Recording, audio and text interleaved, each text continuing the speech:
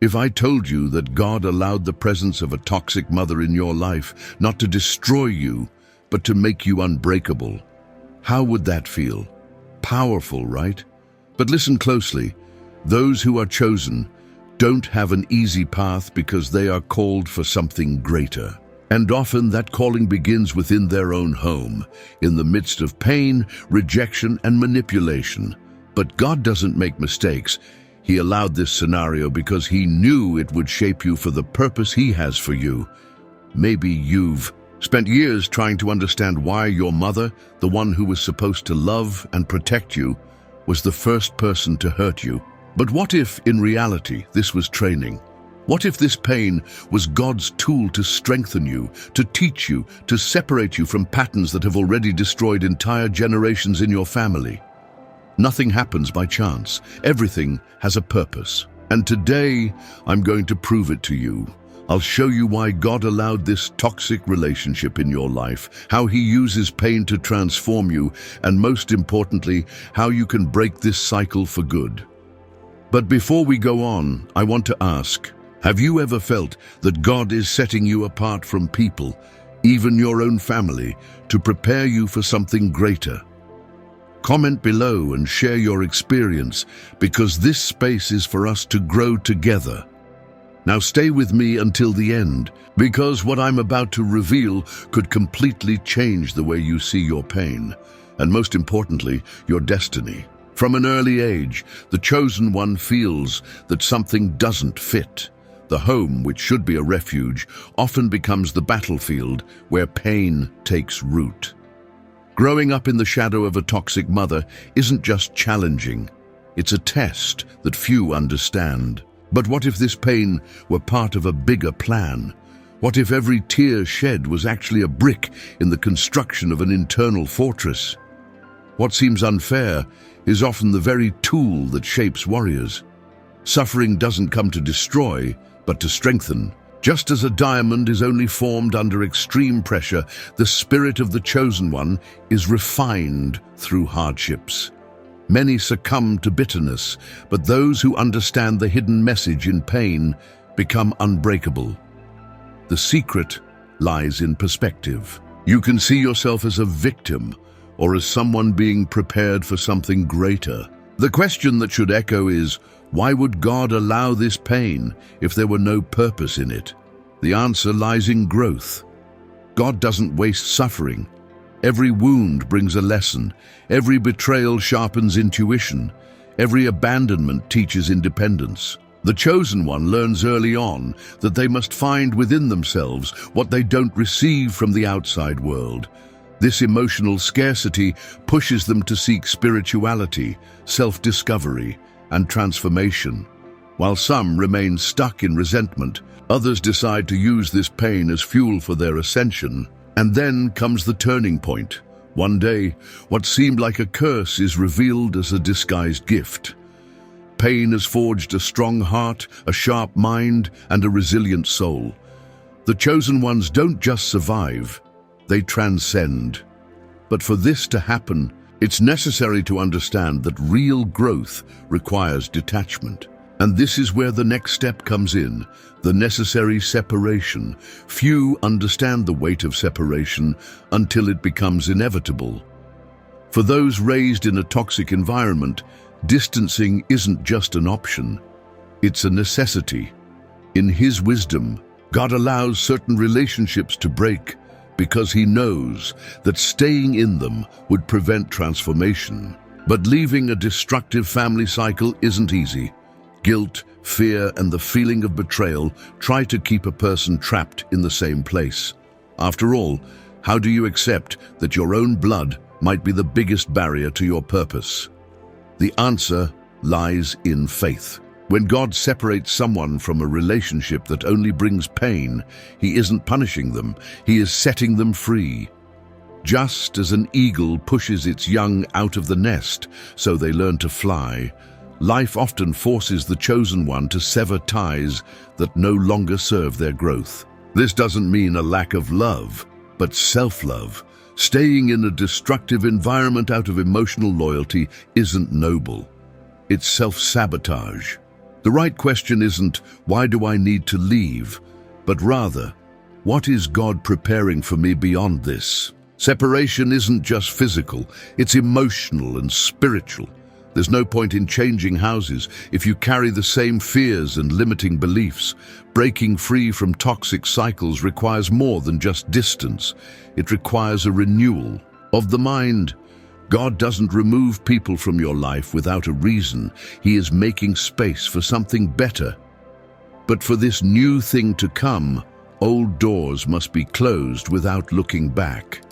The challenge is trusting the process, even when everything seems uncertain, and it's in this journey that true strength is built.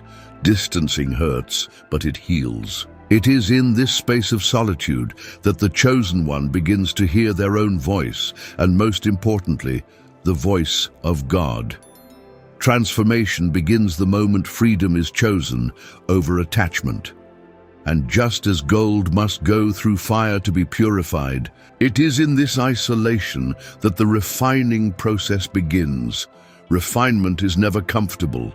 Raw gold, before becoming valuable, must endure intense fire that burns away impurities and reveals its true essence. In the same way, the chosen ones aren't forged in easy times, but in moments of greatest pain.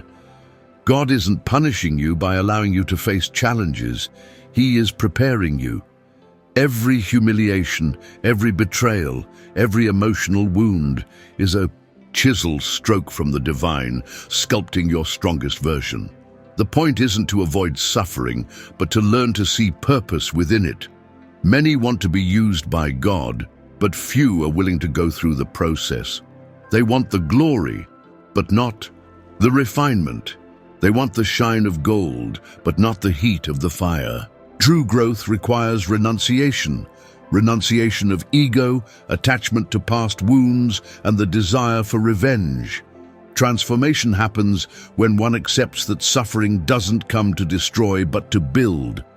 Just as a diamond only becomes precious after being refined, every pain you endure is shaping something greater within you. The refining process can be lonely, but it is necessary. When God sets someone apart for a greater purpose, He first needs to remove everything that is not part of that calling: people, habits, limiting beliefs. Anything that does not strengthen must fall away. That is why many chosen ones go through seasons of isolation, misunderstanding, and even rejection. But what seems like abandonment is actually protection. God will not allow you to carry unnecessary burdens into your destiny. And when the pain starts to make sense, true transformation begins. The fire that once burned now purifies. The wounds that once hurt now become scars of victory. What once seemed unfair is now revealed as preparation. And then something new is born, a deep understanding that every tear had a purpose. But if everything happens for a reason, what is the final destination of this transformation? The answer lies in divine purpose. Nothing happens by chance. The suffering that once seemed meaningless, the rejection that cut so deeply, the battles that felt unfair, all were part of a greater plan. The chosen ones do not go through trials in vain. God allows certain pains not to weaken them, but to prepare them for something that others would not be able to endure. When the world sees a defeated person, God sees a leader in training. Every fall was a lesson, every tear was a seed, and when the right time comes, everything starts to fall into place. Divine purpose is never small. God does not choose people to live in mediocrity. If He allowed you to face such deep challenges, it is because He is calling you to a higher level. But there's a catch. Purpose requires preparation. Many want the mission, but they don't want the journey. They want the calling, but they don't want the process. However, only those who understand the value of suffering can carry the greatness of transformation. And then, one day, you realize the wounds that once hurt you are the same ones that taught you compassion. The pain that seemed unbearable gave you strength. God never wastes suffering. What you went through made you someone capable of helping others who are still trapped in pain.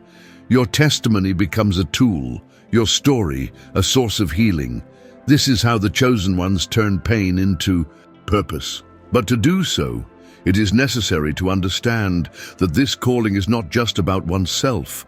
It is about impacting lives, and this is where one of the greatest lessons of this journey comes in: empathy and compassion. When a chosen one overcomes their battles, they do not keep that victory to themselves. They use their experience to light the way for those who are still struggling. And this is the true mission: to use pain as fuel for healing, not just for oneself, but for others, as, well, those who have felt the sting of abandonment, rejection, and injustice firsthand know the weight it carries. But when a chosen one survives these wounds, they do not emerge only stronger. They emerge more human. Pain, when understood, does not breed bitterness but empathy. You begin to see in others the same battles you once fought in silence. The suffering that once seemed like a burden now becomes a powerful tool to connect, understand, and heal. And this is one of the greatest distinctions of those who have gone through the fire of transformation: the ability to feel what others feel. Many judge, point fingers, and dismiss pains they do not understand. But those who have been refined by God know that every story has layers, that every behavior hides a scar. This awareness changes everything. Instead of reacting with harshness, the chosen one responds with compassion. Instead of perpetuating cycles of pain, they become agents of healing. Empathy does not mean carrying the weight of others, but knowing how to guide them to freedom.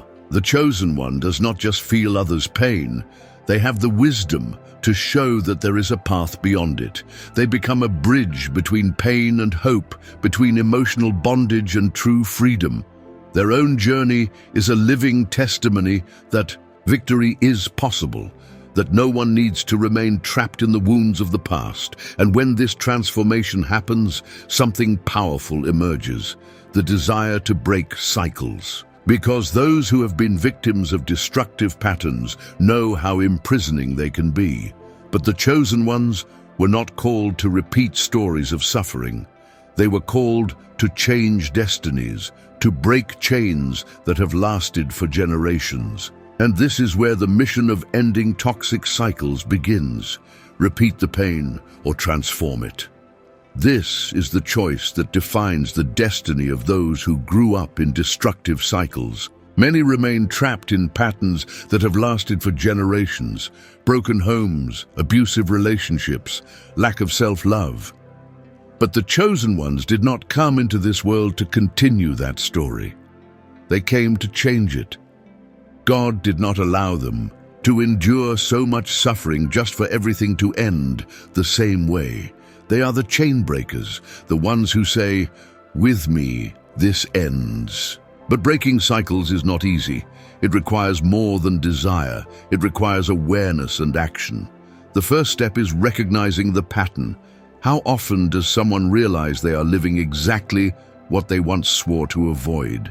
The toxic behavior of their mother is reflected in their own relationships. The lack of affection that wounded them in childhood now manifests as fear of love. The cycle repeats itself until someone has the courage to say, "Enough." The chosen one is the one who decides that their pain will not be the legacy they pass on. This decision, however, comes at a price: loneliness. Not everyone wants to change. Many prefer the comfort of the familiar, even if it hurts. Breaking patterns means letting go of everything that does not strengthen, and that may include family, friends, and deeply ingrained beliefs. It is a lonely road, but a necessary one. And when the chosen one moves forward, something incredible happens. They not only free themselves, but also become an inspiration for others who are still trapped. The liberation of a chosen one is never just about them. When someone breaks a cycle, they open a path for others to do the same. The courage of one becomes the strength of many, but to move forward, It is not enough to just break free. It is necessary to transform. And this is the next phase, the true liberation. Breaking cycles is just the beginning. True liberation happens when the chosen one stops carrying the invisible chains of pain and allows themselves to become who God has called them to be. Because it's not enough to physically distance oneself from a toxic environment. It's necessary to cleanse the mind and heart of everything that still holds them captive. Fear, guilt, the need for validation, all of it must be left behind. Liberation begins when one understands that identity is not found in the past, but in purpose. And this transformation does not happen overnight. It is a process of reconstruction where every broken piece must be remade with new truths. For those who grew up hearing they were never enough, the journey begins with discovering their own worth. For those conditioned to believe that love and pain are the same, it is necessary to relearn the meaning of true love. Breaking free is not just about leaving the prison, it's about learning to live outside of it. Many fear this new path. After all, when pain is all you've ever known, the unknown can seem terrifying. But God does not call anyone to a journey without purpose. The process may be uncomfortable, but it leads to the discovery of true essence. The chosen one begins to realize that they have always been strong, that their pain was never a punishment, but training. And when that clarity arrives, something powerful happens, the birth of a new identity. And with this new identity comes a mission, because when someone finds freedom, they have the responsibility to show others that it is possible. The lives of the chosen are not just about them. They are about those still trapped, waiting for an example that there is a way out of the darkness. And that is how a testimony is born, capable of transforming lives. The greatest proof that transformation is real is not in words, but in the life of someone who has overcome. The chosen one who has faced and conquered deep family struggles carries something powerful, a living testimony that it is possible to break free. Many are still trapped in toxic relationships, believing they will never escape. They need to see someone who has been there and made it out. They need an example that shows them there is life beyond pain, and that responsibility is heavy. Because when you survive something that has destroyed so many others, your story is no longer just yours. It becomes a beacon for those still navigating turbulent waters. The suffering that once caused shame now transforms into a calling to guide others. God does not allow scars without purpose. They are marks of victory, reminders that the battle was won. But being an example does not mean being perfect. On the contrary, it means being real, showing the struggles, the missteps, the lessons learned. People do not need untouchable idols. They need human references that prove transformation is possible. And that is exactly what the chosen ones become, living proof that God takes the broken and rebuilds them with a greater purpose. As this new journey unfolds, a pattern begins to emerge. The chosen go through a period of solitude before being elevated. But that solitude is not abandonment, it is preparation. God isolates before he exalts. And that is when many begin to understand the true purpose of emotional isolation. Solitude may feel like a punishment, but for the chosen, it is training. When God wants to transform someone, he first sets them apart. It is in this isolation that the noise of the world fades and God's voice becomes clearer.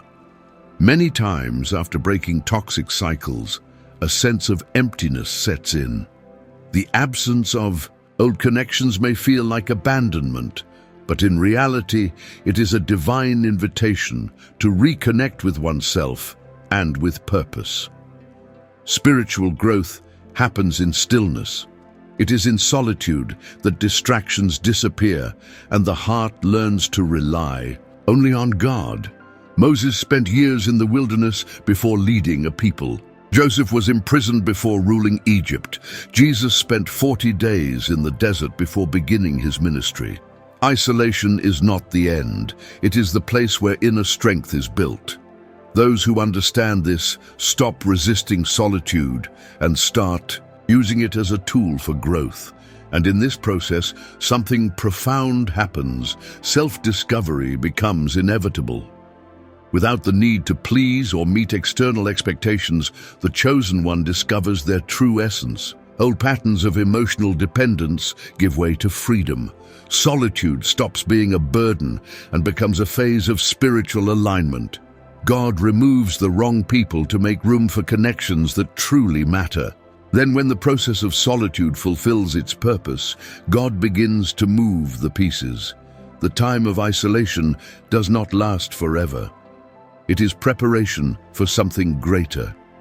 Because when a chosen one finally understands their identity and purpose, they can no longer remain hidden. The next stage is spiritual leadership, where their journey will serve as a guide for others who are still lost. After the pain, the separation, the refining, and the isolation, one truth becomes evident. The chosen did not go through all of this just for themselves. Overcoming these struggles prepares them for a greater role, that of spiritual leadership. But this leadership does not come through imposition. It comes with the authority that only those who have lived the process can have. It is not about titles or recognition, but about impact. Those who once cried in the dark now become light for those still in darkness. True spiritual leaders do not place themselves above others. They become guides. They understand that transformation does not happen through empty words, but through example. Their strength does not come from ego, but from experience. Their mission is not to convince, but to inspire. They do not force anyone to change, but they live so authentically that those around them begin to see possibilities they once thought were impossible. And spiritual leadership is not limited to a pulpit or large crowds. It happens in daily life, in quiet impact, in the right advice at the right time, in the presence that comforts without needing to say anything. The chosen one understands that their purpose is not to be served, but to serve. They use their journey as a tool, their pain as a lesson, and their faith as fuel. They know that every battle won was not just for them, but for everyone they will one day encounter. But the journey does not end here. Leadership is an ongoing calling, a daily commitment to growth, and the greatest proof that a chosen one has truly embraced their mission is what they do with their story. Now, the question remains, are you ready to step into your role and turn your pain into purpose? Now tell me, will you keep carrying this pain as a burden, or will you use it as fuel for your transformation? God did not choose you to be a victim, but to be a cycle breaker, someone who turns pain into purpose. You have already been through the fire, already faced battles that many could not endure. Now it's time to decide. Will you stay trapped in the past, or will you use everything you've been through to build a different future? The truth is, not everyone will understand your journey. Not everyone will accept your transformation. But you know what? It doesn't matter. God didn't call you to please others. He called you to fulfill a purpose. And if He has set you apart, if He has strengthened you, it's because something much greater is coming. The question is, are you ready to embrace this calling? If this message spoke to you, share in the comments which part resonated most with your life. I want to hear your story. And of course, don't forget to subscribe to the channel and turn on notifications, because here we talk about real transformation. If you are in this process, know that you are not alone. Let's walk this journey together. See you in the next video.